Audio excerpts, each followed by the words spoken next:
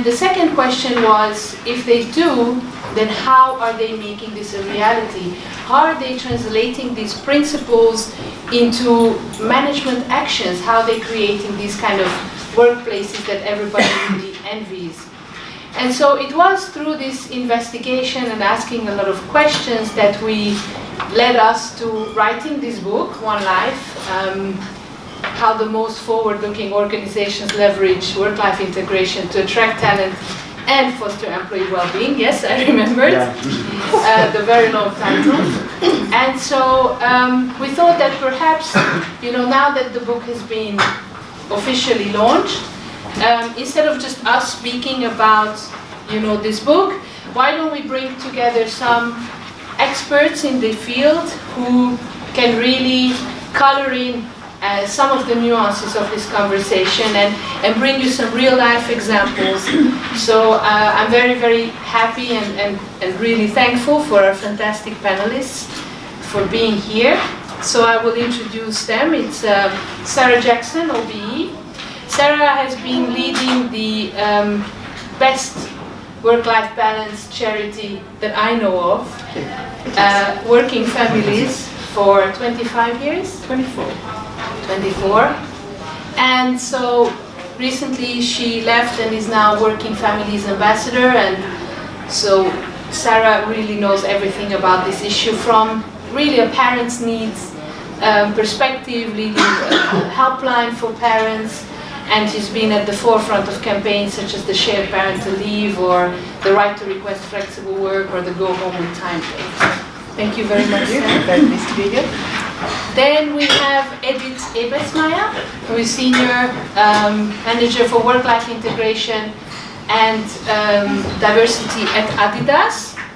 And if you have already had the chance to look into our book, you will see that there is an entire chapter dedicated to Adidas, because really we started, Adidas came to our radar in 2014 when we saw a program on a German television where they inaugurated their childcare center, World of Kids at Adidas, Wookie, in Herzogenaurach in the middle of Germany. And until then the conversation has been very much focused on Silicon Valley and Google and Facebook and all of them. And we thought, okay, that's interesting. So we asked them if we could come and have a look behind the scenes, and they really graciously, generously allowed us to do that, and we spent a wonderful day on the 19th of January this year at Adidas headquarters, and we tried to capture this in the book. So we will be also, I'm very, very happy you're here to share this experience of making this happen. And then we have Nick Brook here, whom we met at a conference a while back when he was still working for Mills & Reeve, facilities director there, winning a number of awards for workplace transformation. And for us in the process of our research, that was a very interesting light bulb moment when we understood, so it's not just HR people doing that, it's also facilities. And for all of you workplace people, this may seem a bit strange, but we were very much, in that silo there. So Nick has since moved on to Pinsent Masons as global head of facilities. So happy to have you here, Nick, to bring this different perspective. So as a fun fact, all three of our distinguished panelists are in the book. So we can perhaps later play a game where you try to find us. Yes. So the way this evening will unfold is that we prepared a couple of rounds of questions to the panel on a few topics that we think are quite exciting: the how and the why and the mistakes that people have made and the biggest learnings. So we'll do that, and then we'll mix it up also with questions coming from you in between the rounds. And if you're into that sort of stuff, then don't hesitate to tweet about this event, and you can use the hashtag OneLifeBook, if you will. So that's how we will do that. But before we start our first round, we prepared a couple of questions to you, the audience, to see a little bit where you are. So Could you raise your hand if you think that your employer could do more or better for your work-life balance? So by show of hand, who thinks? Okay, very interesting. Okay. So, can you maybe also raise your hand if in your organization there is a specific person tasked to deal with flexible work, work-life balance, leaves, these sorts of stuff. So if you know who that specific person is in your organization, if it's one person. Okay? And what's the title of that person? Well-being manager. Well-being manager. Okay. Okay, and the others? Lots of different people managing this? Okay, very interesting. Nobody managing. Okay, and the third and last question, please raise your hand if you had negotiated flexible work for yourself. 2, 3, 4, brave, 5. Okay. You think at the moment or just during life? Yeah, during your employment history, you have. Okay, so. Yeah. Can we ask if people are working flexibly ad hoc? Yes. Are you? Can you please show your hands if you're working flexibly? Ah, okay. How different? That's need to ask. Yeah. Ah, okay. Okay. Like legs. Very interesting. So Okay, so speaking of flexible work, this takes us to the first round of questions about the how organizations manage and achieve flexible working. And I would like to start with you, Sarah, this round, because just before the summer, you were on BBC4 Women's Hour, and I was listening to that. And there were different panelists talking about flexible work, work-life balance. But at some point, the host, she asked in a rather provocative, sarcastic way, but can really anybody work flexibly? And you were quite strong in your answer, because I think it's a belief that we also share, that anybody can work flexibly. It's just a question of how that is organized and how that framework is created. So would you mind maybe sharing a little bit from your experience about the different forms of flexible work and how somebody working in a power plant or a shipyard or other ways can also work flexibly? Okay, because I think it was Jane Garvey, and she said surely there are some jobs that just can't be done flexibly. And I said, well, not really, because you need to remember that flexible working is essentially saying, where is the work done? When is the work done? How long will it take to do the work? And if you can find a way of a variable around any of those three, you're talking about flexible working. So it depends, for almost any job, I think no, for any job, there is going to be some way of building in flexibility to enable a fit with the person's life and aspirations for their life. And so the kind of examples I can think of are, the one thing that astounds me is that job share is not more widely used, because you can immediately think, okay, job share could be used, Anna and I were just talking before the thing started, in the NHS, consultants can job share, why not? I'm thinking of, in the Foreign Office, there was famously a job share ambassador in Lagos. It was a husband and wife, and they did 1 week on and 1 week off. That was just a little bit of different sort of thinking. But there's real resistance. People think that job share is about adding cost to the business, because you've got 2 people to manage, you've got to think about 2 sets of insurance and 2 sets of benefits, etc. But the actual benefit back to the business is huge. I mean, another example would be deputy stage manager. There's a new organisation, very exciting organisation in the UK called Parents and Carers in Performing Arts, who are they're working with all the big name theatre companies now, looking at how do we build flexibility into theatre, the theatre world.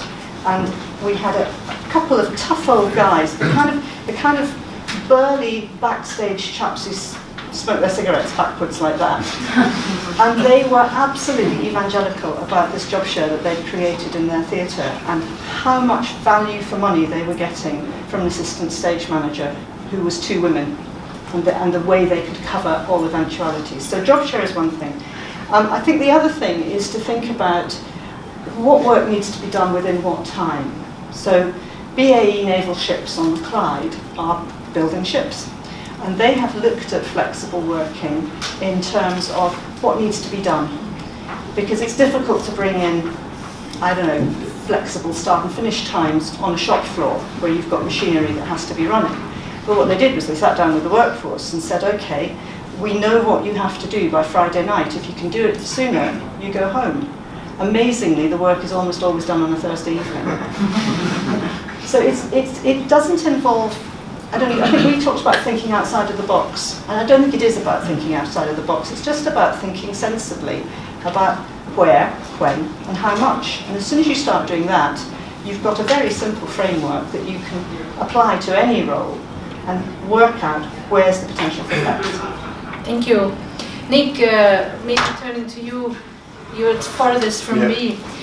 So you work in a very high pressure environment, the legal firms, where it's a lot of billable hours and a lot of nights. And so in your view, how is work-life balance possible, for example, in such a high pressure, long hours culture environment? Well, I suppose the typical view of law firms is that it's not.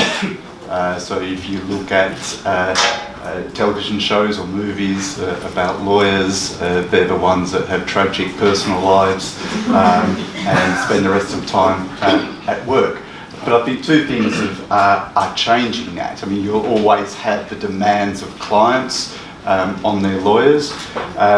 But as we know, about 10 years ago, the recession hit, and law firms and in-house counsel had to look at headcount and had to look at profitability and had to look at what they were doing, and that influenced, I suppose, a more better thinking about work-life balance.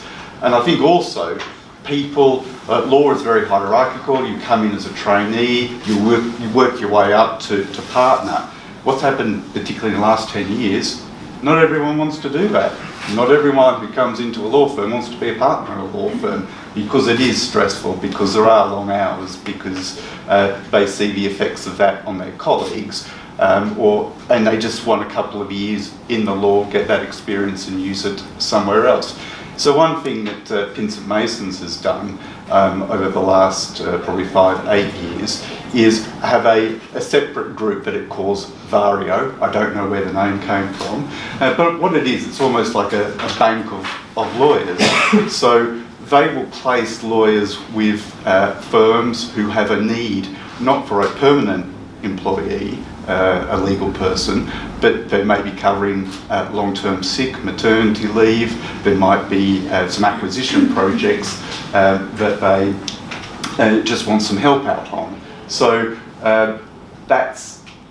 some people are very interested in doing that type of work. And why are they interested in doing that type of work?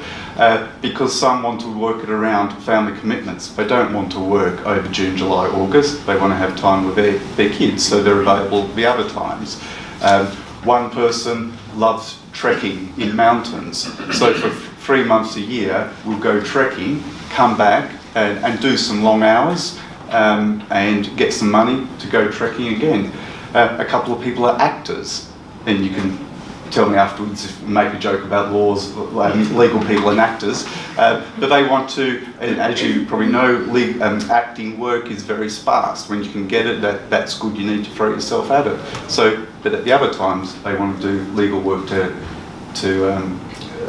help hold them over, basically. So I think that kind of mould is breaking. I think when you're young and ambitious as well, you probably will do the long hours, and you'll probably sweat and do that because you know that there's rewards later on, potentially. Very interesting. And Edith, your company, organization Adidas, you have people working in offices, you have people manufacturing, you have laboratories, you have shops, retail, logistics, all kinds of different services. So obviously some of the flexible or work-life balance programs that exist for people at headquarters may not be totally applicable for people working in the warehouse or manufacturing, but how do you navigate these differences between job roles and demand on their presence, for example? Yeah, first of all, it's by constantly listening to employees. So we have a tool implemented, it's called People Pulse, where we have, it's a real-time tool where we constantly engaging with the employees and really listen to what are the needs and where are the pinpoints and what needs to be done. And of course, the majority of our employees works in offices and in retail, manufacturing. Yeah, that's in the factories, but those are business partners, those are not adidas employees. But still, needs are different. And we are a global company and we are a global team, so we cannot have like one-size-fits-all solutions. So we really need to look into the markets, into cultures, into different countries in order to tailor it and to tweak it. But of course, we do have like frameworks. Yeah. For example, last year at headquarters we introduced a concept called off-campus working, and that entitles every single employee to work 20% of his or her monthly working time from wherever, so it goes beyond home office. And we flipped the principle because we entitled employees. They no longer need like the manager approval, they are ticking the box, and it's no longer like two-class citizenship. So some managers are very open to it, others rather have their people on site. So this is really appreciated, and only if a role doesn't qualify, so the manager can actually, start an exemption process, and the person really needs to explain why the role doesn't qualify. And that's landing pretty well with employees, and it's nicely used. We did a survey this summer after 10 months in operation, and the feedback was mind-blowing. It was really amazing, and it's not overused. And we also found out that 20% is actually enough. Yeah? So people love to come to the office. They love to communicate and interact with their colleagues. So it's like having flexibility and some freedom, to be creative, to choose a different location for whatever purpose, but also to come on to our beautiful campus and collaborate. So it's no longer the employee who has to put in all the work of requesting and figuring out the administration. It's really the line manager who has to do the work if they are not going to, if they refuse. Absolutely, of course. I mean, we have a toolkit for line managers and for teams, in order to guide them. It's not anarchy, so you should align with your team. That in case there are team meetings and people are requested to come, this needs to work, but it's up to the teams. So this is not what we regulate on a global level. We can't, so we don't want. Yeah, we were just actually reading a study about the Australian Armed Forces and how they introduced flexible working. And they started with a pilot, but very quickly then they said we don't need a pilot because everybody wanted it. Yeah. So even in these kind of jobs, it's definitely possible. So thank you so much for very interesting insights there on flexible work. So this was a little bit the how, and maybe moving on into the why, the business case, the return on investment, the ideas of what is going to tip the scale for employees. So Edith, Adidas has just inaugurated your second on-site childcare facility, the World of Kids 2. Zoltan was lucky enough. He was there. He could enjoy the tour among the first parents and children.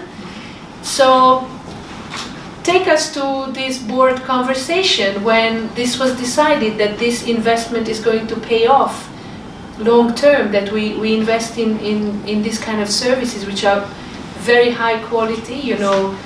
Very, very advanced services, so not just the cheapest that's around, and the decision was, yes, we go forward. So what is then the payoff, or how can you explain this to the CEO that we need this investment for that? I'll give a little bit of context. So Adidas, when we opened our first childcare facility in 2013, we were like 2,700 something people in Herzogenaurach. Right now we are nearly 6,000 people. and our workforce is very, very young, so the average age globally is 32, and at headquarters it's 37. So you can imagine, it's exactly the period when people start families, and people come. We have 100 nationalities on our campus, people come from abroad, so the need for childcare is there. We can actually see the babies coming, the adidas babies. So, of course, we want to be an employer of choice. We want to attract great talent, we want to retain talent, we want to have an inclusive work environment, we want to have equal opportunities for men and women, you name it, the full program. But of course, we need the proper infrastructure in order to let people flourish, in order to enable careers. And this is why the business case was really solid. So we did provide data in terms of kids needed, what are female leadership numbers and the whole package. And actually, it was an easy decision. So there was no discussion. It went through. So we got the budget, and but it was a ride, because from board approval to the opening it was only 18 months, and now we have a second facility for 138 kids. And it's not just a facility. It's really based on the adidas values. So it's diversity and inclusion, it's creativity, it's bilingual, it's organic food. We do have an ad hoc group, an emergency group, so 15 spots, so in case parents, someone needs to go to the hospital, or we have a short-term assignment for 3 months coming. So we do have opportunities to actually support families and career. So that's Great. And the return on investment, I can't provide numbers because I think it's very difficult to measure. But it's a long-term investment, to enable careers and actually, in order to be able to perform. May I interject just on that return on investment? Again, it's not a measurable number, but Working Families produces an annual survey of working parents called the Modern Families Index. And this year, we could see that over 80% of women, mothers, and almost 70% of fathers will think about their childcare arrangements before accepting a new job. So that's happening now here today in the UK. So you can see why it's really important to be thinking about the childcare support you can provide.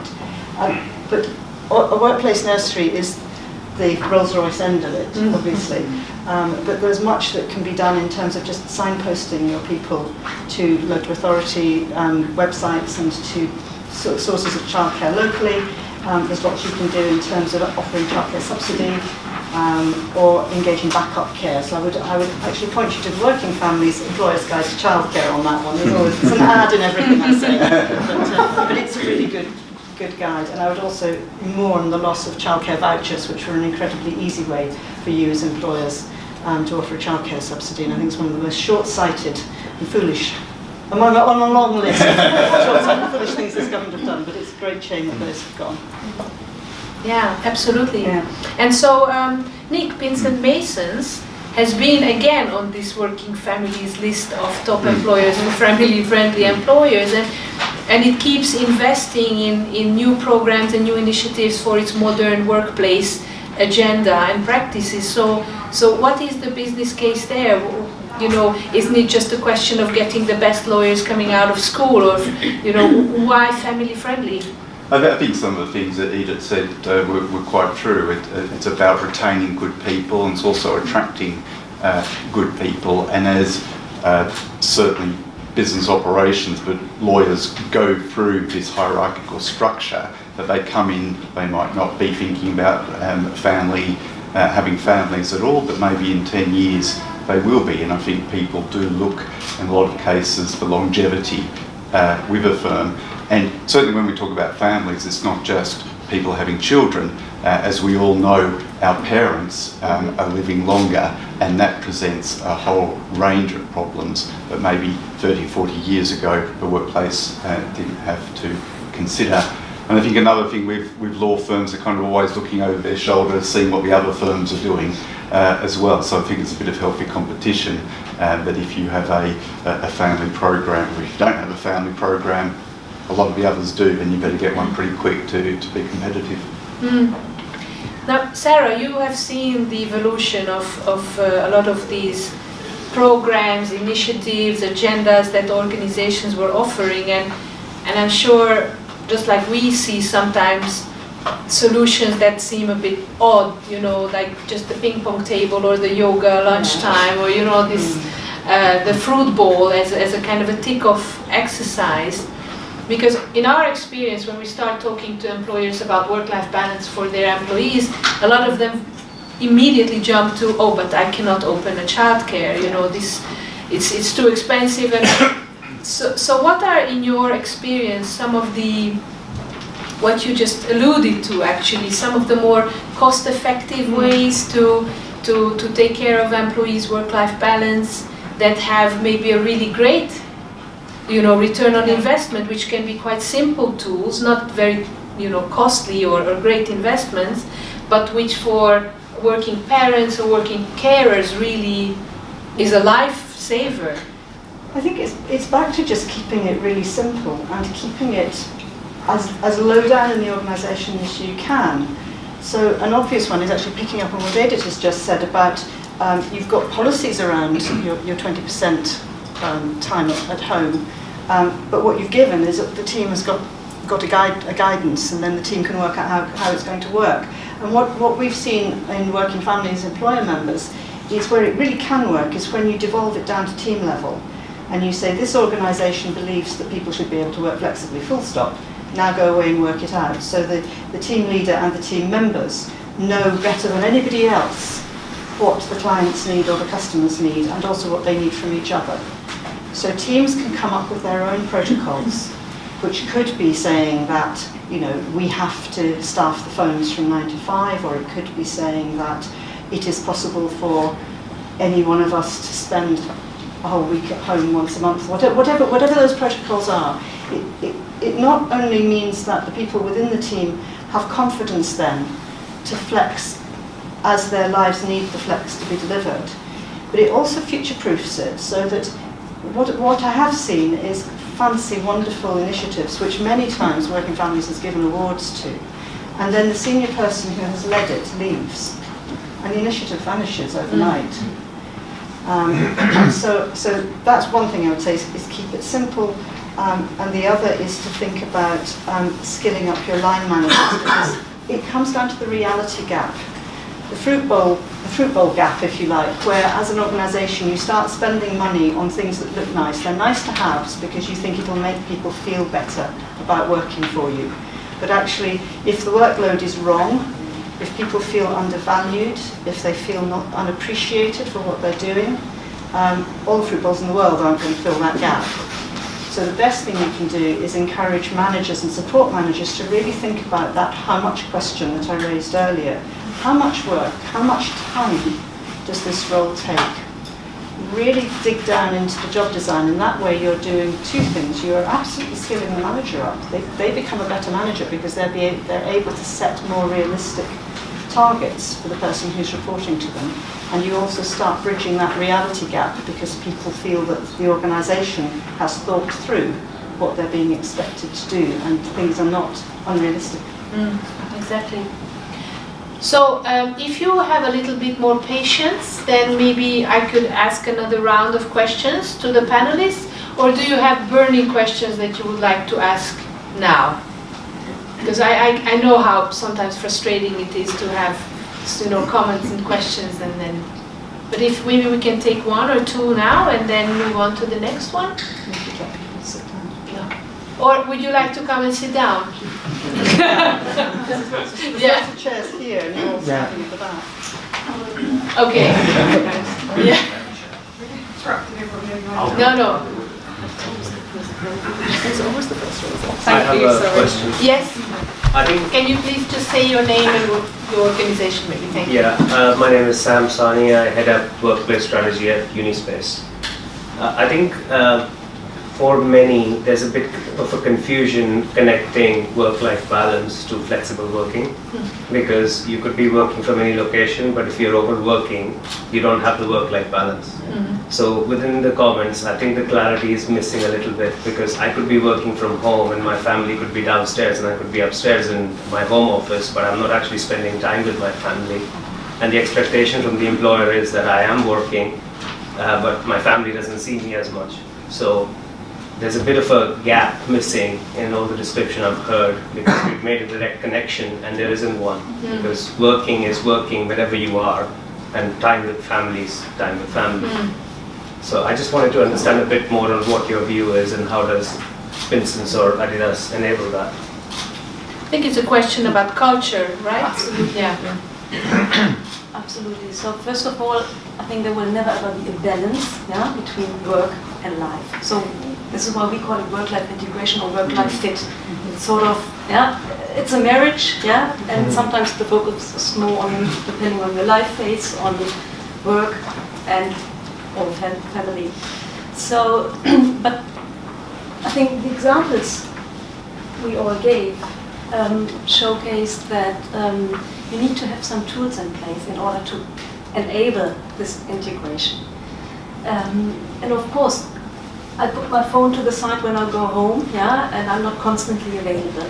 But it's a mindset thing as well. I mean, organizations can provide a framework, a infrastructure, but it sort of ends somewhere. But it's also, yeah, starting with the small, starting with yourself, yeah, finding rules for yourself, for your family, activate your network. I think it's not as easy as just the organization, yeah, solves the problem.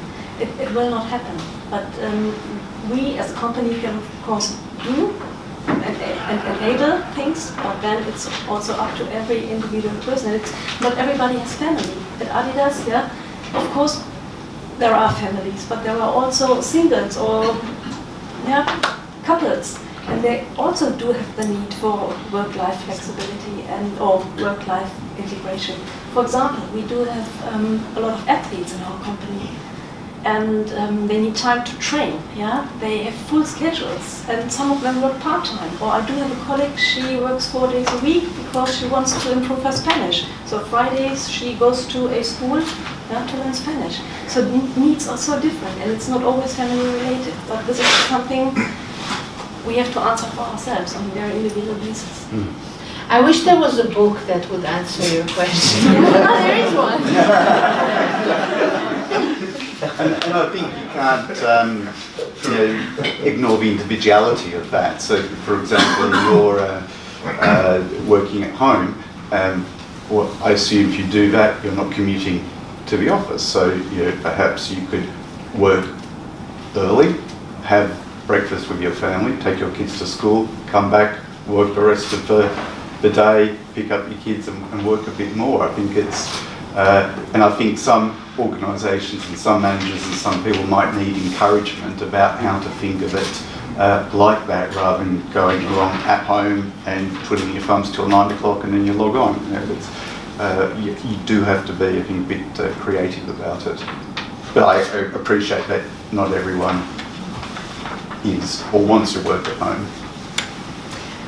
I feel the need to splutter because I think it's, yes, there is an aspect of personal responsibility, and especially if you're senior and you can think, you understand what your job requires, or especially if you've gone and got yourself a job in a city law firm, you know you're selling yourself body and soul, especially if you want to be a partner. But it's when I was talking about the how much part and the work design piece of the flexible working picture, because we also know from the Modern Families Index that a third of parents who've got a flexible working arrangement say it doesn't actually improve their work-life balance in any way, because they've been given the freedom to manage too much work at a time and place of their own choosing. So we've really got to think about what the culture of the organisation is. Why are we expecting people to work in an inhumane way? Why aren't our jobs human-sized? Because if they were human-sized, we'd actually be more productive. And we would also be better parents, children, partners, neighbours. We would have more time for sport. We'd have more time to be involved in civic society. So until our organisational culture is such that it respects the fact that jobs should be human size, and so that as individuals we feel confident to ask if we have to ask, or to take advantage of the policies that are there because the organisation is encouraging us to do it. None of this is, there's always going to be this lack of fit between what organisations talk about in terms of enabling work-life balance, fit or integration, and what the lived experience is of the hapless souls who are trying to manage too much with too little time. Yeah, and also digital presenteeism exists. So because of email, because of the technologies, we actually work a lot more than before that. So there's this culture and expectations. If your supervisor sends you an email, do they expect you to answer at 2 a.m. regardless, or is this rings a bell? Yeah, I think if I could just add to that, this is something I've talked to a number of my clients about, that as technology has enabled work to be 24/7, and regardless of what people say, I think there is sometimes an expectation that if you get an email at 7, 8, 9 o'clock in the evening that you respond to it. Most big corporates have then been very slow to then give that back during the day. And I think that's a huge cultural issue we're seeing at the moment. Great. So can we? Yeah. Yeah. I'm Yen. I'm a traditional Chinese medicine expert and a Japanese massage expert in MB Harley Street. I've been working at one of London's top hospitals for the past 1.5 years. And ironically, half my patients are in fact doctors and nurses and surgeons. What happens in this hospital, which I'll keep nameless, is they're pushing their staff to breaking point. They push them until they get ill and injured, and then they say, here, take some paracetamol, take some aspirin, which is, just ridiculous. And they're pushing them to break. What do you have in place which monitors how your staff are suffering or coping, or so they don't break? That's for those two. Certainly, well, I suppose what we have in place, but apart from the kind of traditional, line manager, individual review, catch up, etc., is that in the last couple of years we've very much promoted the issue of mental health in the workplace, and have established mental health champions, donated by a green lanyard, have been, and thankfully some of our colleagues have been very open in telling their stories about their mental health struggles on an internal video, and certainly at the very top level the firm has promoted that there are people in the organisation, there are help in the organisation if you or a colleague feel that you are getting to that breaking point. 5, 6 years ago, it would probably be, no, we don't talk about it. So I think that's getting on the way there. And when some people don't talk about it, and I suppose the extreme is how do we encourage those people to talk about it as well. Thankfully, we've started that journey, and I think a lot of other firms are doing that as well. I think the NHS has got specific issues that we don't need to solve now. Yeah. But I think it's much. Steps have been taken, long way to go, but I think certain steps have been taken to help to deal with that. Edith, do you want to comment on this? Yeah. I mean, sports and health, that's at the core of our business, of our company. So, of course, we do have the facilities, but we have a huge portfolio, a huge sports program. So employees can do from yoga, tennis, you name it, climbing, whatever. They can do it during the day, for example. It's actually they are encouraged to do it. So it's not I have to go to the gym after I finish work or before I start. So I can book the tennis court or the beach volleyball court, whatever. 11 a.m., 3 p.m. Of course, I have to do my work. Of course, I have to deliver. But I've got the flexibility. If I'm stressed, I can take myself out and do some sports and exercise. So the program is pretty huge. That's on the physical side, but we also do have like mental health programs and people who deliver workshops and who help. Yeah, that's on the prevention side. In case there are issues, and of course it's a huge global company, there are issues. Yeah, we do have a helpline people can turn to, and they get professional support, and it's also anonymous, so they're not being put in the spot. Yeah. Yeah, we've got one of those. Yeah, exactly. Yeah. So there are measures in place, of course. Yeah, and I really hope it helps. Yeah. So maybe we move on, and you can then maybe ask some more questions afterwards. So there's one more issue that when we were in the process of doing our research and writing the book, we came to this notion of maturity, whether it was a question of the maturity of the organization, if they were implementing any measures or not. And one of the key blockages that we identified in maturing on work-life integration was the disjointment of the different departments that are driving this forward. And I think when we look at really well-performing organizations on this, you can see that there is a concert between the facilities, the HR, the organizational health and safety, IT, the Works Council or the trade unions are also on board. So it's really a team effort. And so for us that was quite an important thing to understand, that it's not just the lonely HR warrior who should go out and push for this in the organization. It was actually when we met UNIC that this kind of started to coming together. So facilities seems to be quite new to this discussion of work-life balance, and what is the role there, and how is this branch of the organization pushing forward this conversation? I declare that I'm actually a geographer, so to me it's about people and place, and it's about interaction of that, which is not why I chose to go into facilities, but it kind of becomes clearer when you look back. I think particularly with facilities, when there are lease events, so if a current lease is ending or the organisation's getting too big, that's when facilities should come into its fore in terms of the organisation saying, what are we going to do? Where are we going to move? We haven't got enough desks. And that's when I think facilities need to step up. I think one of the problems is that no one actually owns workplace. So facilities provide the carpet and the furniture, IT provide the audio, visual and the computers, HR provide the people, but no one, in a lot of organisations I've seen, mash it together and make it happen in a very holistic way that actually benefits the whole organisation.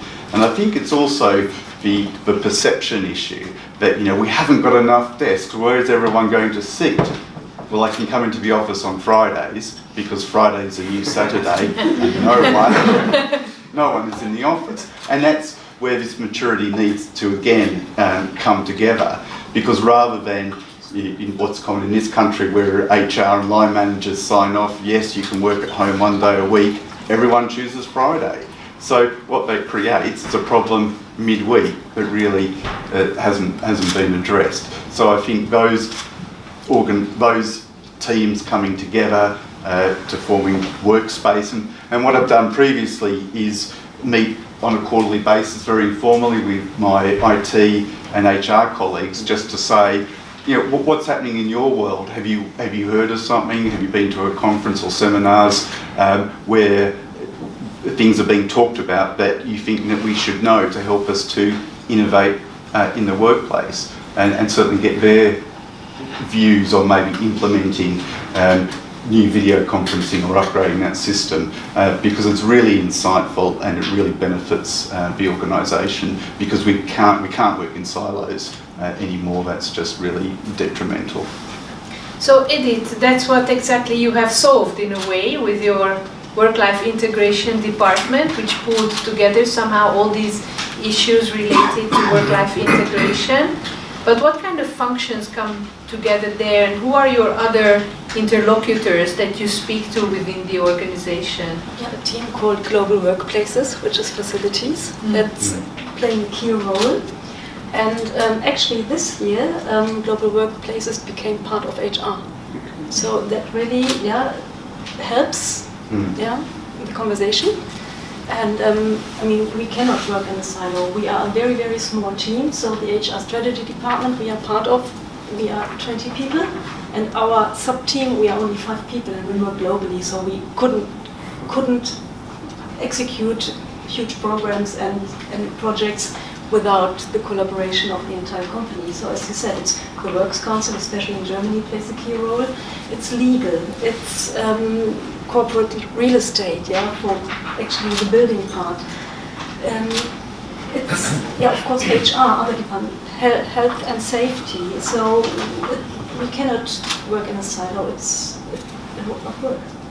And it would also not be part of our values and behaviors, because the collaboration is central. And it's essential, otherwise we will never ever be able to succeed. Exactly. And for example, the new childcare facility was a great example. So it was actually us kicking it off, being the main driver, but we could not have done it without corporate real estate, who have the expertise in construction area. We would not have been able to do it with the input of our childcare provider, because adidas does not have the core competency in childcare. So we need external support here. And it's different languages, like the construction language, real estate is super harsh and straight to the point. And then we have the educational people on the other side, they have a totally different angle, and how to bring them together. And then we have HR, diversity and work-life integration, and how to actually ensure that everyone is on the same page and that everyone is heard in order to come up with the best product. I mean, this is what we want. I mean, we want to have a great user experience and employee experience. It's not just HR wins or real estate, it's actually the combination in order to bring the best result. Yes. And that's essential. So speaking the same language in a way. Absolutely, and sometimes it's needed to speak up, and sometimes it's also relevant to actually step back. It depends on always keep the target in focus. I think that's key. And Sarah, you have witnessed since the 90s the evolution of this conversation within employers. So I was quite interested to hear a little bit from you how this has evolved, who have been some of the natural allies, because we know at some point diversity inclusion kind of branched out of generalist HR, and this topic was then kind of, they were the next best team to be put on, but it can be also organizational health and safety, or so in your experience, how has this evolved, and who could be the natural kind of driver, or what kind of cooperation would it be necessary to drive this forward? Well, I guess if you think about the UK as a whole, sort of UK employers have very much gone over the last 20 years through the kind of maturity model that you have in the book. So 20 years ago, all this conversation would have been about bringing women back to work part-time, and it would have been sitting with HR. That's who owned it. And then it began to shift into an equalities brief, and then it became a diversity brief, and then it became an inclusion brief. It's kind of developed in that way. At the same time, it's been moving further up the organisation as it's become understood as more of a strategic people issue. How do we get the best out of our people? So where it should be sitting now, and it is in the best organisations, is it's a board level strategic business challenge. The whole board needs to own it. That's the ideal, and there are a few examples of that. Then there are boards where there's a champion. So it's not bad having a champion on the board, especially if that champion is the FD rather than the HRD. But at the same time, I see a number of organisations where they feel that it's a diversity issue, they've ticked the box, and the diversity team has actually been demoted. So 5 years ago there would have been a head of diversity driving the agenda forward. Now there's a diversity manager, and kind of it doesn't have much traction anymore. So I really think in terms of where it should be in the organisation, it should be a whole board collective responsibility. I absolutely agree in terms of the different bits of all, if you're looking at corporate world, the different bits of the organisation do need to all pull together. I think a critical team, who we haven't talked about, is internal comms. Yes. Because Absolutely. you all have your policies, but people tend to not know what policies are until it's far too late. And it's also really critical that if you mean it, if you want particularly your fathers to be taking up father's leave, for example, you have to promote those policies as though they were a product or a service, and treat your staff group. You're nodding away. Treat your staff group like a customer group.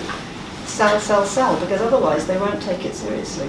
And so many fantastic initiatives fail because they're not communicated, and so people either don't know they're there or they don't believe them.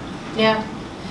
I think that's super important. Corporate comms or communication is key, but also role modeling. I think that's the second important part, which should not be neglected. You need to have like people on senior level living it, and walking the talk, and showing the right mindset, and that's key, and that really helps the storytelling and also to come across authentically and credibly. And we started talking about real models rather than role models. That's a good term. Because so many role models are you just look at a role model and think, I can't aspire to that. Whereas a real model is someone like you. That's a very good term. University of Utrecht has a very interesting long-term study called Sustainable Employment. And there they did multi-level interviews with the directors, the line managers, employees, HR. And what they found is that everybody had a very different interpretation of what was possible in the organization. So in some organizations, employees would say, yes, we have a flexible work policy, where indeed they didn't. But it was the interpretation of the line managers, and in others they said, no, we don't, and where they had one. So communicate, and if you've communicated, then communicate some more. I think that's one of the keys there too, because usually we only pay attention to things that are on our radar. So maybe if I'm, not in that child care time, I'm saying this now, but then I will not pay attention to the child care policy, right? But then 1 year later I may be in that situation, or elder care or mental health programs or any other issues need to be always reminded of, right? Absolutely. Yes, do you have any questions? Yes. Please stand up because we cannot see you. Hi, I'm Namrata Krishnan. I'm a design strategist at Gensler. I have a lot of friends and family who are young parents, and for the most part, it's the mothers who are taking a long time out of work. Dads are taking 2 weeks, and I know the UK does have now shared parental leave.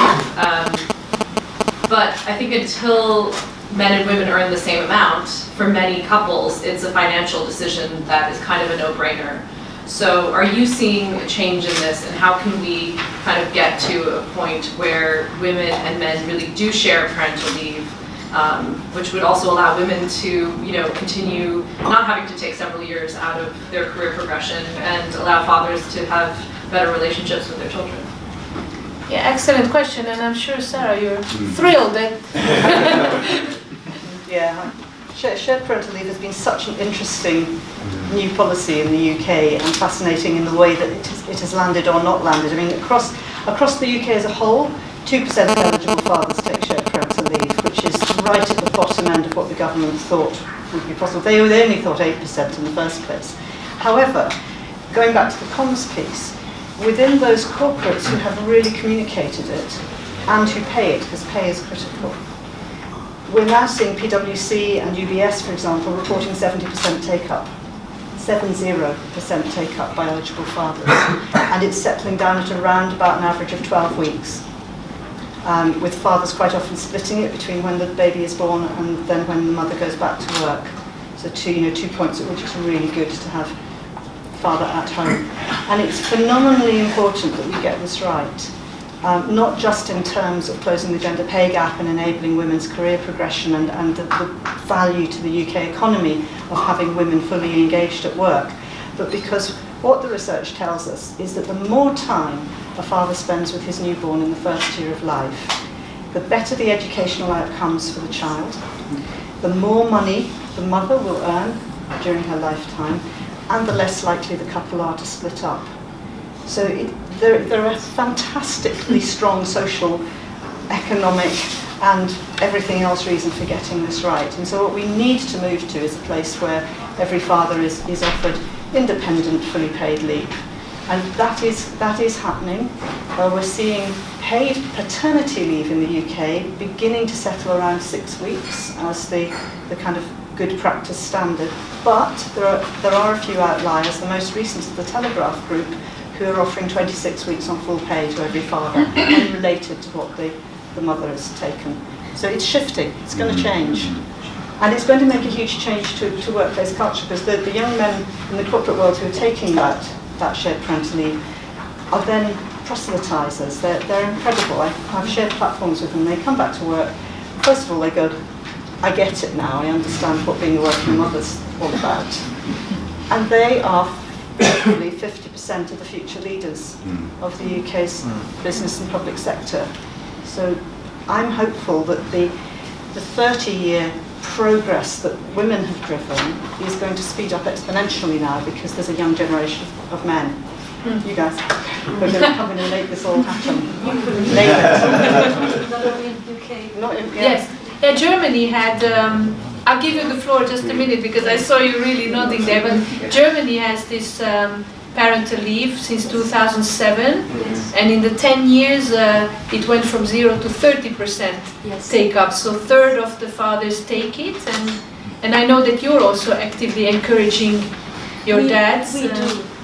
We actually did a survey among our male workforce headquarters 2 years ago, and we asked them on what their perspective on work-life fit is.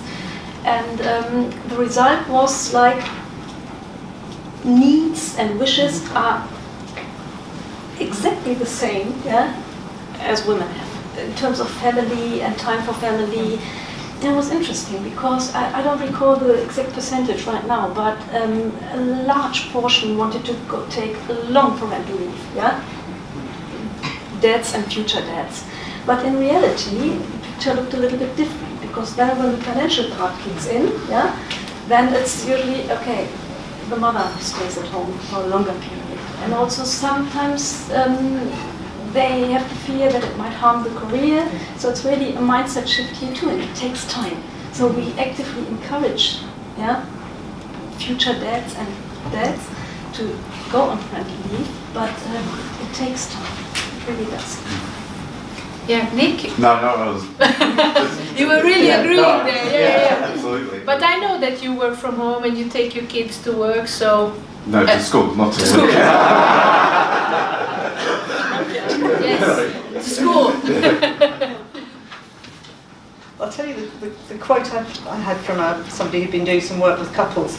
The young father who said, quote, I resent being relegated to the status of breadwinner. Which is quite a turnaround, isn't it? Would you say within the UK we are far behind mainland Europe, because we are almost disincentivizing young people to have kids until they reach a certain age and a time? If you look at paid paternity or maternity as a standard, it's far lower. If you look at childcare costs, it's far higher when compared to our European friends on the other side of the mainland.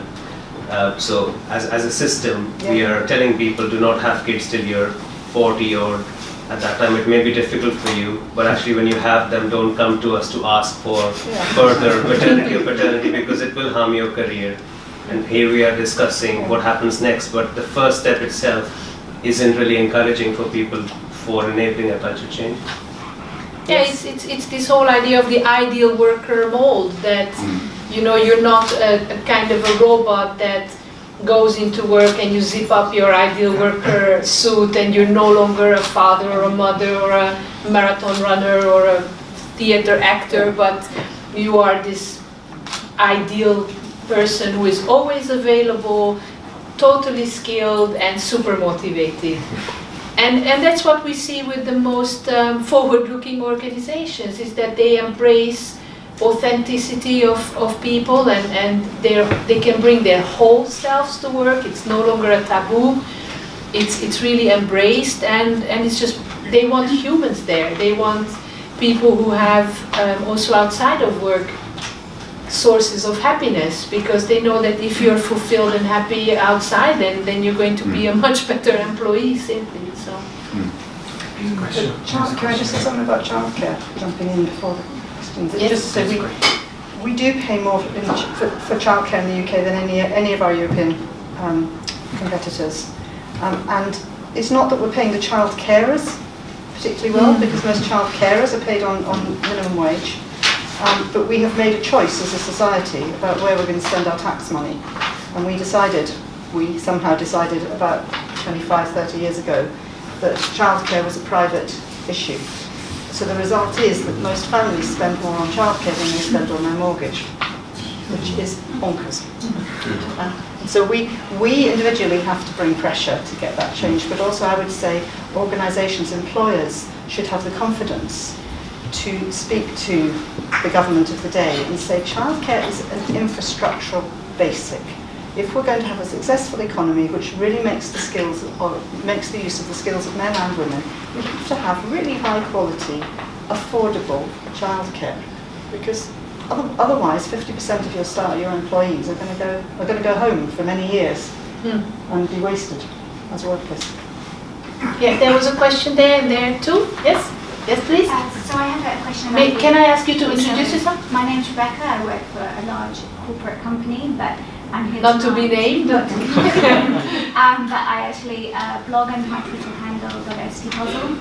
I have a question on the ideal worker question. So I was wondering if schemes like, PwC's Flex Work scheme and, your Vario scheme, whether that actually perpetuates the narrow definition of the ideal worker and makes, flex the other, or whether it's an important tool in the toolkit of normalizing flexibility. I mean, just as an aside, I have worked flexibility for 13 years, 7 of which hyperflexibly. What is hyperflexibly? So I have a contract of reduced hours, and within that I also then work even more flexibly. Shall we take that question as well? Yes, please. My name is Fraser. I work at an organisation called Peacon here in London. And my question was, it's been mentioned in an ideal a real model organisation, say like Adidas, where it's best for a champion to sit at the board level to move initiatives like this forward. Where the reality is it's also been mentioned, communication's often siloed. There's lots of change happening within the organisation, and there are many priorities that can lie in upskilling managers, initiatives around recognition, and often the timing to move an initiative like this forward can be so important to its success. How do you decide when the right time is to focus on work-life balance and prioritise that against these other initiatives or challenges that the organisation might view as being more critical? Shall we take one more question, or no? We maybe. How much can we remember? That's the. Will you remember and tell us? All right, please. I'm Sherry, and I work for a charity called Versatile Writers. And I was just interested, we obviously and understandably talked about work-life balance, a lot to do with childcare and family, but actually you also were talking about inclusion and diversity as part of your values. And actually one of the things that we've found is with long-term conditions like arthritis, that work-life balance and the flexibility it brings can actually really help that as well. So it actually can allow people with arthritis or any long-term condition quite often to actually contribute and be able to stay and work in a way that they might not have been able to, whether it be working from home, that they can't commute so easily, whether it be being able to go into work a bit later to avoid the commute, or working part-time. And we've been introducing that in our charity, and I'm just interested if you've been monitoring that as well in terms of your diversity and whether you've seen that have any impact. So we had a question about whether some of these initiatives even further fuel the ideal worker or presenteeism. One question about how do you prioritize when to focus on work-life balance and when on other initiatives. And the third one in terms of diversity is maybe also people with chronic illnesses or other conditions, and not just the mommy issue or parents of children from 0 to 3. I think that's the. So I give you open pick if you would like to take a question that you would specifically like to answer here. I'm happy to start with a strategic question. Yes, please. Okay. So for us as a company, we started many years back to work on work-life integration or work-life balance back then, but it was like a bottom-up approach. Yeah. So the need was there, it was addressed, but it was only like I think 0.5 resource being put on that topic. So there was not much progress happening. And when Adidas launched the strategic business plan, Creating the New, that's the 5-year plan, and it was launched in 2015, it's until 2020.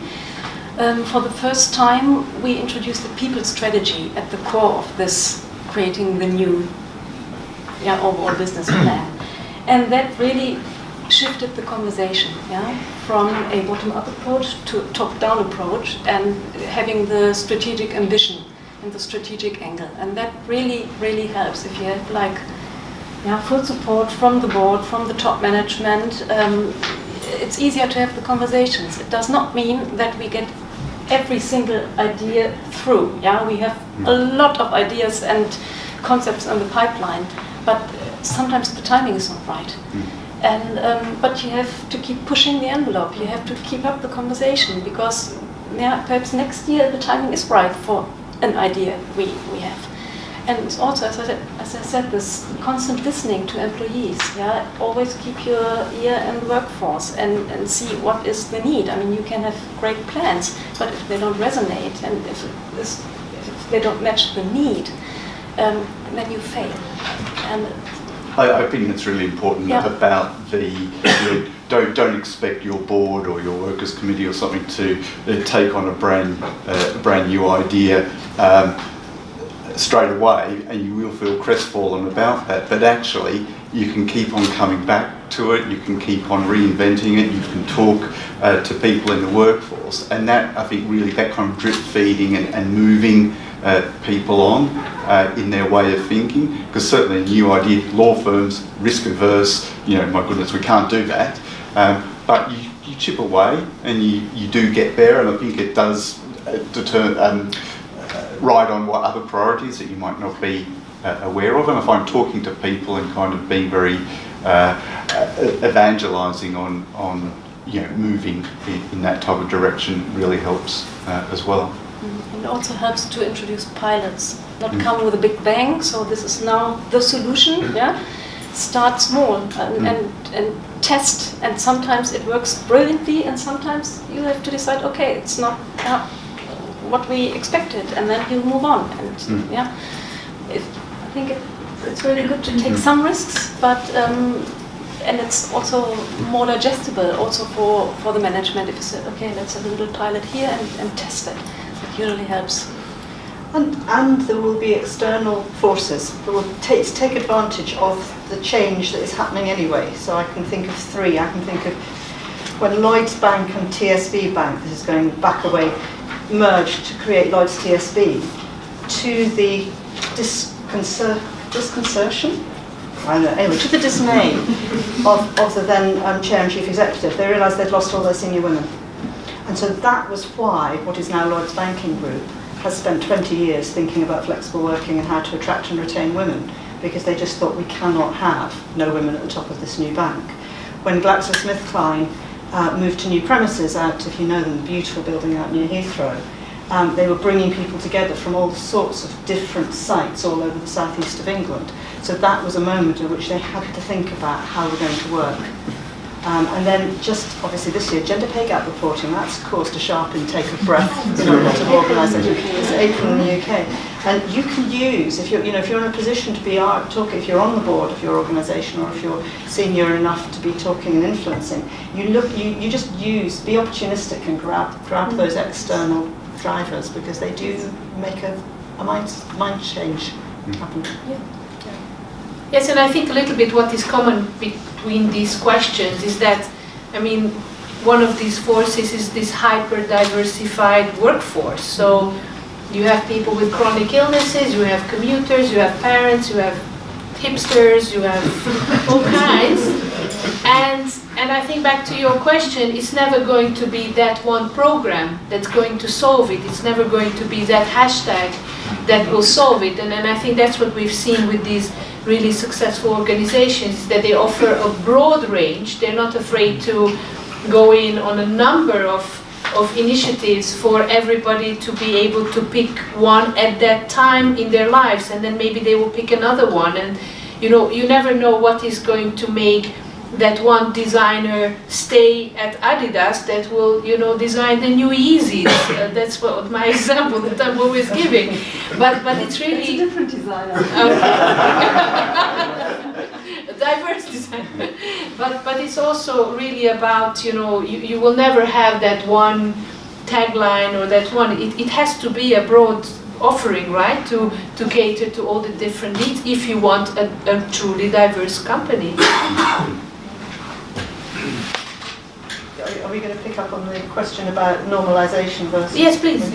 Because I thought that was a really interesting question, because if you create forms of work which are outside the mainstream of your organisation, as PwC have done, and in fact you have with Vario and Lewis Silken have got their Rockhopper scheme, there is definitely a risk that you just put people who can't follow the standard career path. You put them onto the mommy track or into the sidings or whatever it is. I think what is potentially exciting is, I don't think PwC are doing this, but I know one of the other accountancy firms is thinking about it, is creating something where you will have full employee rights for the duration of the period of work that you're doing. So you can drop in and out. You can be quite you can be flexible with your career. So on-ramp and off-ramp? Well, not even on-ramp and off-ramp. Rather, this week I'm working for PwC, next week I'm working for Working Families, and the week after that I'm working for Herman Miller. And in each of those chunks of work, I have employee rights. And difficult, I think, for employment lawyers and benefits specialists to get their heads around how you do that. But I think it's necessary, because otherwise you continue to have a two-tier workforce. You have workers and you have employees. You've got one group of people who've got good maternity rights, who can take leave, who've got sickness benefits, who get paid holiday. You've got another bunch of people where all the risk of employment has to be carried by the worker. And so, I mean, there is some lobbying going on in the UK at the moment to look at creating just a single form of employment contract, so we don't have workers versus employees, for example. But I think we also need to think about whether people, this idea of flexible working being normalised, as opposed to I can just take my skills and be a kind of nomad with no rights. Okay, I hope we managed to sew it all together into kind of a patchwork answer. But because time is unfortunately going very quickly, and I know that you've been sitting there very patiently listening and would like to enjoy some refreshments, especially because there's a glass door and you can see them. And I'm sure you also would like to put your hands on the copy of the book. I will close the panel with one final round, and I would like to ask our distinguished panelists to get their crystal balls from their pockets and think ahead to 2025. Where is work-life balance going to be, work-life integration? What's going to be new? What's going to stay the same? What's going to be completely vanish from it? Shall I start? You? Far more men, far more fathers taking leave and working flexibly. That's going to be new. However, it's only 7 years away, so maternity discrimination will not have gone. Far from it, sadly. What should have gone, but probably won't have gone, is presenteeism. And we talked about the cost of people working when they shouldn't be working. Presenteeism is costing the UK economy more than twice what absenteeism costs. So we need to get rid of it. couldn't agree more. Yeah, men play a key role. So whatever we do in terms of diversity, inclusion, work-life integration, of course it's about women and equal opportunities, but never ever forget to onboard the men because they play a key role. So it needs to be on equal level. And I also think that the flexibility is no longer like a bonus companies give. It's just common sense. It's a normality. And with the young workforce, Gen Z, hitting the labor market, I think it's a no-brainer. So eventually, I don't know if it's 2025 or 5 years later, but we will not have those discussions about flexibility because it's a given. Great, yeah.